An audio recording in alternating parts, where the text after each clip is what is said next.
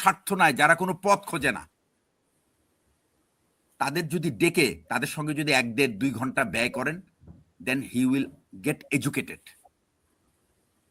এবং এই মানুষ যিনি নাকি দেশ রাষ্ট্রের চিফ এক্সিকিউটিভ হবে, সে যদি রাষ্ট্রের এই পার্টটা যদি না বোঝে, সে রাষ্ট্র ঠিকভাবে চলতে পারে না। বিকজ এই আন্ডারস্ট্যান্ডিংই ঠিক করবে তার অ্যাডমিনিস্ট্রেশন কেমন হবে, তার ব্যুরোক্রেসি কেমন হবে, তার অ্যাডভাইজার্স কেমন হবে, তার মিনিস্টার্স কেমন হবে, এবং কি পলিসি ডিরেকশনে সে চলবে। তার ওই মাঠ পর্যায়ের রাস্তা উদ্বোধন, ব্রিজ উদ্বোধন, এই করা সে করা, this is not going to be a statesman's job. We need a statesman. We don't need a cheap prime minister.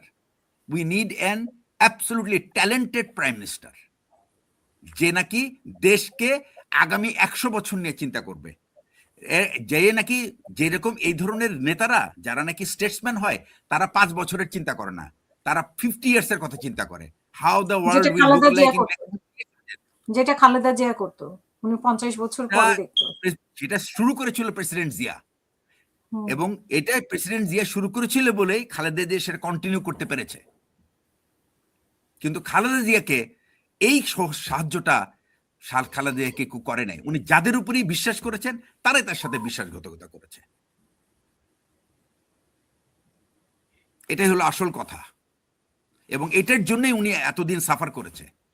এটাই আমার একটা অনেক বড় কষ্ট, যে বিএনপির লিডারশিপকে তার যে অনেস্টি, তার যে ট্রাস্ট উনি মানুষের উপর রেখেছিল, তারা তার এই ট্রাস্টের সাথে তারা বেইমানি করেছে সবসময়।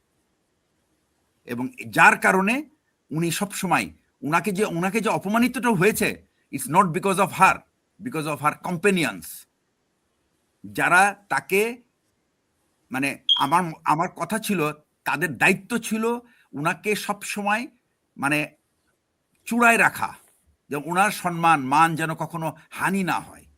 কিন্তু তারাই তাকে সবচেয়ে বেশি বেইমানি করেছে, তাদের সাথে তারাই বেইমানি করেছে ম্যাডাম খালেদা জিয়ার সাথে, তারাই তার সাফারিংসের জন্য দায়ী। আর আপনি যে কথাটা বললেন, এই সৌজন্যবোধ, এটা একটা ডিপ্লোম্যাটিক জেস্টার। আমি মনে করি যে এই যে স্যার যেটা বললেন যে জয়শঙ্কর আসছে, ভালো কথা। I don't think that we need to melt.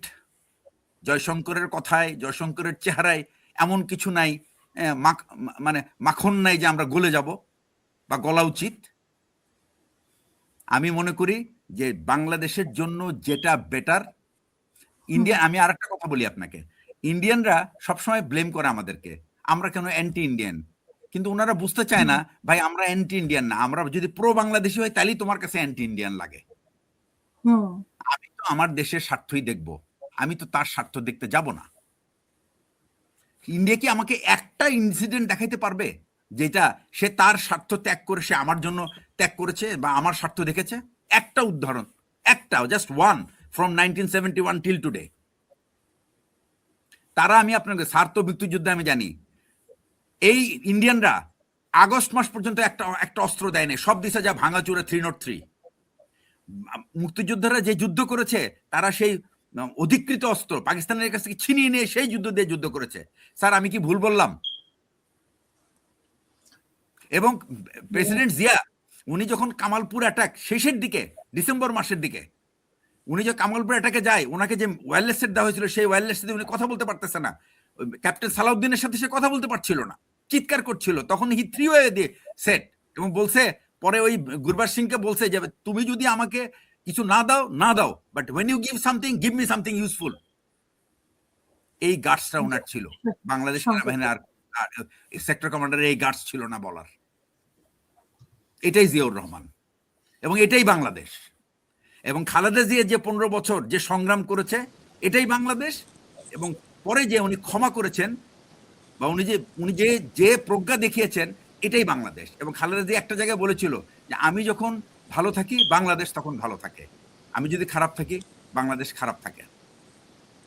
এবং উনি শেষ পর্যন্ত, যদি এই দেশে, আমি বলেছি 4টা দিকপাল, এই দেশের রাজনীতির 4টা দিকপাল আমি ধরি, শেখ মুজিবুর রহমানকে বাদ দিলে, 75 সালের পরে জিয়াউর রহমান, সেকেন্ড হলো এরশাদ, থার্ড হইল খালেদা জিয়া, অ্যান্ড ফোর্থ হলো হাসিনা। আপনি দেখেন এই শুধুমাত্র প্রেসিডেন্ট জিয়া এবং ম্যাডাম খালেদা জিয়া, তারাই শুধুমাত্র কোনো ফরেন পরামর্শে চলে নাই। বাকি দুজনেই কিন্তু ফরেন পরামর্শে চলছে। ওই এরশাদও ইন্ডিয়ান পরামর্শে চলছে, এরশাদ হাসিনা তো ইন্ডিয়ার কোলেই ছিল, তার তো আর পরামর্শ লাগে নাই, খালি কাগজ বের করে দিয়েছে, হি জাস্ট ফলোড দ্যাট। এইরকম একটা মানুষ এই দেশের, আমি এরা যে রাজনীতি করার অধিকার রাখে সেটাই তো আমি অ্যাকসেপ্ট করতে পারি না। যে যে পার্টির লিডার এবং তার নেতারা দুইটা বাহিনীকে ক্রিপল করার জন্য 57টা অফিসারকে মেরে ফেলেছে, তারা কিভাবে কোন যুক্তিতে তাদের সাহস হয় এই দেশে রাজনীতি করার? সুতরাং খালেদা জিয়ার সাথে আমি বলবো আপনার কারো তুলনা করার প্রয়োজন নাই। Khaleda Zia itself is an example and nobody can match her in near future. Khaleda Zia যেভাবে বলেছেন সেভাবে তারেক রহমানের সাক্ষাৎকারে বা তারেক রহমানের বক্তব্য তো আমরা দেখলাম না যে কারোর প্রতি অভিমান, ওনার উপরেও তো অত্যাচার হয়েছে, আমরা তো ওনাকেও দেখলাম না যে কারোর প্রতি মান অভিমান। একটা জিনিস হলো কি, আর এটা হাদি বলে গিয়েছিল যে বাংলাদেশ কেমন আছে এটা খালেদা জিয়ার দিকে তাকালে বোঝা যায়, যে খালেদা জিয়া হাসলে বাংলাদেশ হাসে, খালেদা জিয়া কাঁদলে বাংলাদেশ কাঁদে। পরিষ্কার করে বলা দরকার ছিল, যেটা বাংলাদেশ মানুষ জানতে চায়, সেটা হলো এই যে অসমাপ্ত বিচার সেগুলি হবে কিনা, এটা জানা, এটা বলা উচিত ছিল তার। এটা হয়তো বলবে উনি আস্তে আস্তে, এটা হয়তো না, এইটাই তো তার প্রথম message, because that actually shows the morning shows the day. একটা কথা আছে, if the morning goes away then the day will not be seen, the sun will not come up. শেষ করবেন প্লিজ। বিকজ এটাই ছিল বাজিমাত করার জায়গা। পলিটিক্যাল লিডাররা অপরচুনিটি পায় বাজিমাত করার জন্য, if they lose it forever. আচ্ছা, এই বলে আমি আমার শেষ করছি।